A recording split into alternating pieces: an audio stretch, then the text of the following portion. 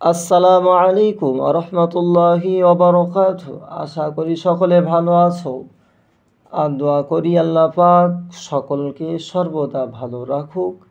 আল্লাহ সকলকে হায়াতে দারাজ করুক, রোগ শোক বালা মুসিবত থেকে হেফাজত করুক, আমিন।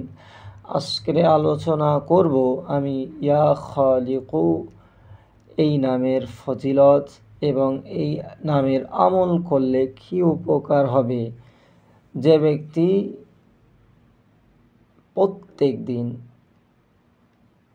এই নামটি পাঠ করবে তার জন্য কি উপকার আছে, আজকের এই বিষয়ে আলোচনা হবে ইনশাআল্লাহ। তো ইয়া খালিকু এই নামটি যে ব্যক্তি একাধারে 7 দিন পর্যন্ত প্রত্যেক দিন 100 বার করে পাঠ করিবে, আল্লাহর ইচ্ছায় সে যাবতীয় বালা মুসিবত থেকে নিরাপদ থাকবে।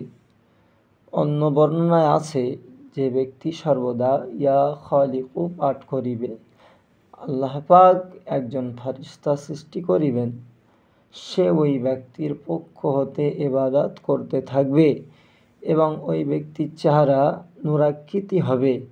কেউ কখনো কোনরূপ মারাত্মক বিপদে জড়িয়ে পড়লে বিশেষ ভক্তি ও নিষ্ঠার সাথে এই নাম পাঠ করিলে আল্লাহর রহমতের সঙ্গে সঙ্গে তার সে বিপদ দুর্ভীতি হবে ইনশাআল্লাহ।